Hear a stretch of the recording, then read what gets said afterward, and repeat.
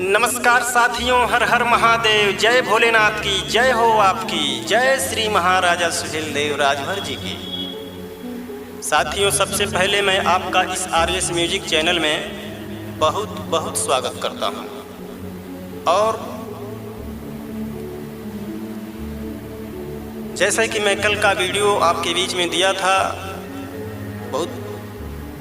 उस वीडियो को देखकर आपने खुश हुए, कमेंट किए, बहुत अच्छा लगा। लेकिन उसी कमेंट में कुछ ऐसे भी कमेंट थे, पूछा गया था मुझसे कि सर, रुद्रांकित स्टूडियो में गाना बनवाने के लिए कितना पैसा लगेगा। तो पैसा क्या, कितना लगेगा, पहले आप आइए तो सही। बहुत लोगों का बना है, बनता है, और कुछ कलाकार भाइयों का म्यूजिक बाहर से बनवा देते हैं। अगर थोड़ा वो बढ़ाकर पैसा देते हैं तो वहाँ बाहर से बनवा कर और मंगा लेते हैं, और अपने उस सिंगर भाई को फ़ोन कर कर बुला लेते हैं। उस पर गवा कर फाइनल कर कर दे देते हैं। अपना शूट उट करा कर अपना किसी भी कंपनी से लॉन्च कराते हैं। और अपना लोग, कुछ लोग हम पे छोड़ देते हैं कि आप सर लॉन्च करा दीजिए, तो मैं भी करा देता हूँ। और ये भी नहीं है, मैं पूछता भी हूँ कि आपको किस कंपनी से लॉन्च कराना है, उसी कंपनी से लॉन्च होती है।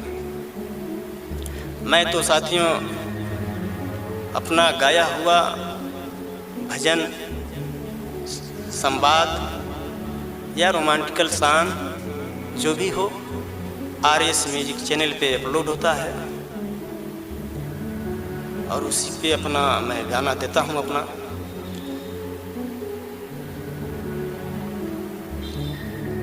तो यही सब बात है। आप इच्छुक हैं, गाना चाहते हैं, तो आप आइए हमारे यहाँ। कम से कम में आपका म्यूजिक तैयार कर दिया जाएगा, और आप गा भी लेंगे और ओरिजिनलिटी भी रहेगी। दूसरी बात यह है कि YouTube पे कॉपीराइट भी नहीं होगा। बहुत से लोग ट्रैक व्रेक पे गाते हैं, तो मैं बोलता हूँ कि ये अपलोडिंग नहीं होगा। किसी अन्य कंपनी, अन्य सिंगर का गाना है, उसका आप ट्रैक पे आप गा रहे हैं, तो कोई फ़ायदा नहीं है। आप मोबाइल में लेकर उसको सुन सकते हैं, एक दूसरे को शेयर कर कर सुना सकते हैं कि देखो भैया, हम ही गाए हैं, इसको थोड़ा सुन लो कैसा है। तो बोलेंगे अच्छा है, पर आप अच्छा सुनकर और उसको अपलोड नहीं करवा सकते हैं। हाँ, कॉपीराइट चैनल बहुत सारे ऐसे लोग बनाए हुए हैं, और उस पर आप डलवा सकते हैं, बजवा सकते हैं, लेकिन उसका कोई रिस्पांस नहीं मिलेगा। तो इस तरह से सब चलता है साथी।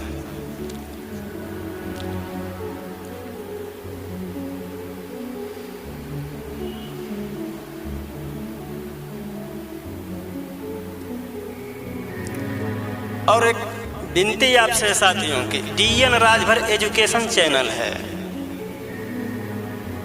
उस पर इंग्लिश, मैथ, अपना जो भी है विषय, उस पर आपको जानकारी मिलेगी। अपने घरों में बच्चों को दिखाइए और सब्सक्राइब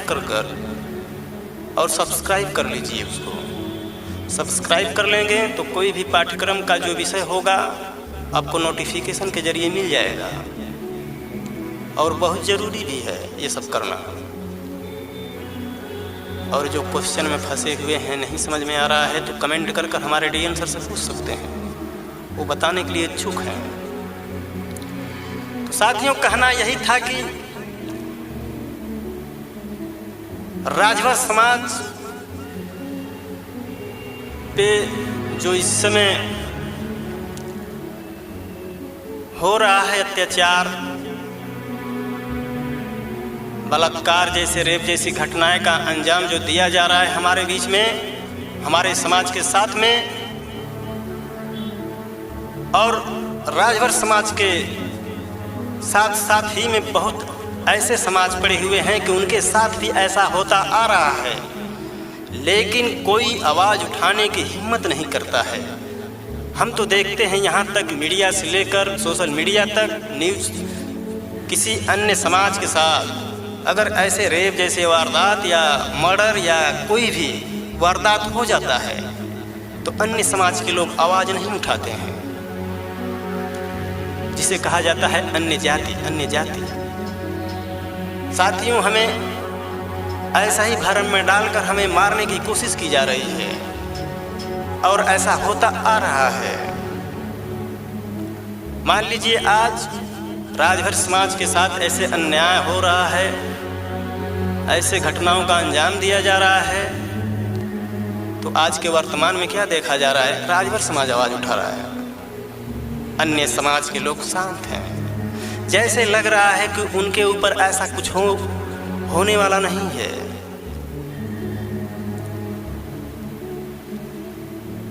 तो फिर क्या होगा?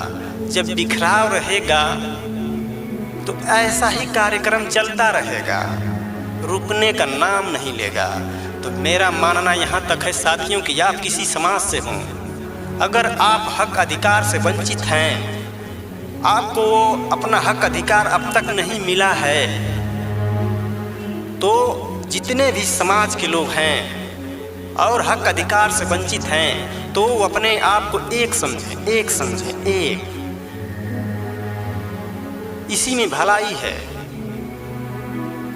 जैसे कि आज राजभर समाज के साथ ऐसे हो रहा है, कल फला समाज के साथ ऐसे होगा, कल उनके, कल उनके, कल उनके,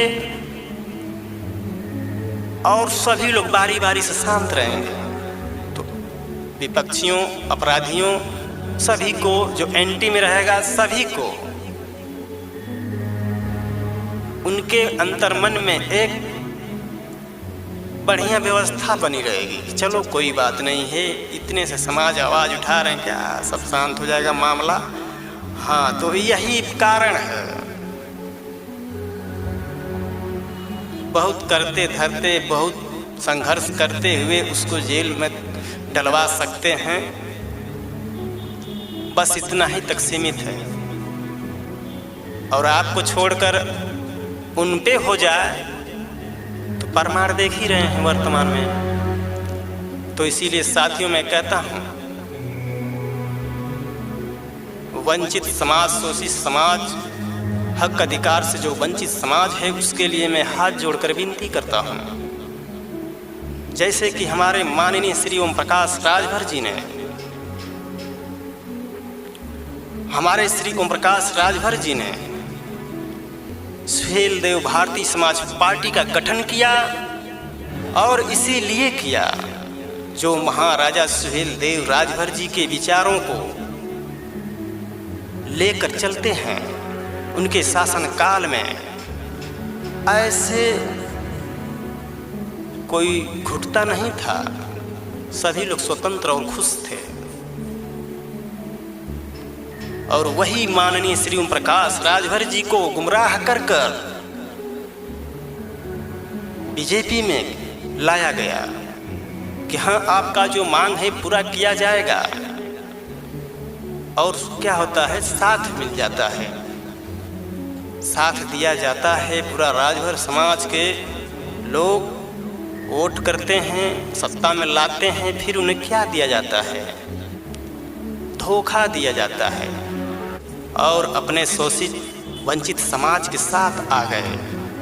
जो आज साथियों भागीदारी संकल्प मोर्चा आपके सामने खड़ी है, और उस भागीदारी संकल्प मोर्चे में ओवैसी साहब हैं। हिंदू और मुस्लिम की बात नहीं है, यहाँ बात गरीबों को सताने की है, और उस सताने की दलदल से निकालने की यहाँ तक बात है। भागीदारी संकल्प मोर्चा, जिसमें बहुत सारे लोग हैं और सारी जनता भागीदारी संकल्प मोर्चा के साथ है। कुछ हमारे समाज के लोग अन्य पार्टियों में अन्य संगठन बनाकर बिखरे हुए हैं, लेकिन मैं उनसे हाथ जोड़ कर विनती करता हूँ कि आप जहाँ भी रहो, कहीं भी रहो, जहां आपके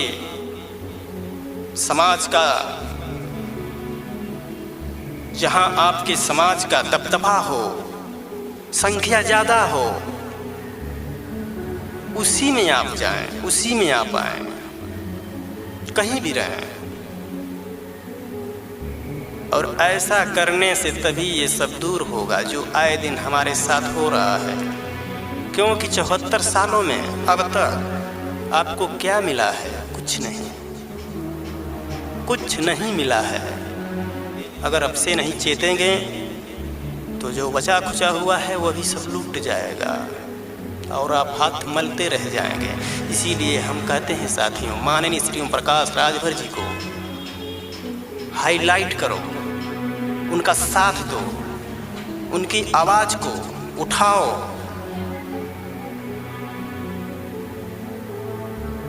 मेरा यहीं तक मानना है कि आप साथ दीजिए उनका।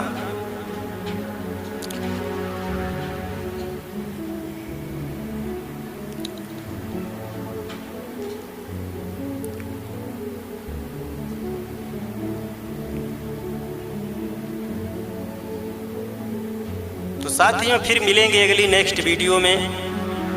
तब तक के लिए साथियों नमस्कार, जय हिंद, जय भारत, जय श्री महाराजा सुहेल देव राजभर जी की जय हो आप सभी की।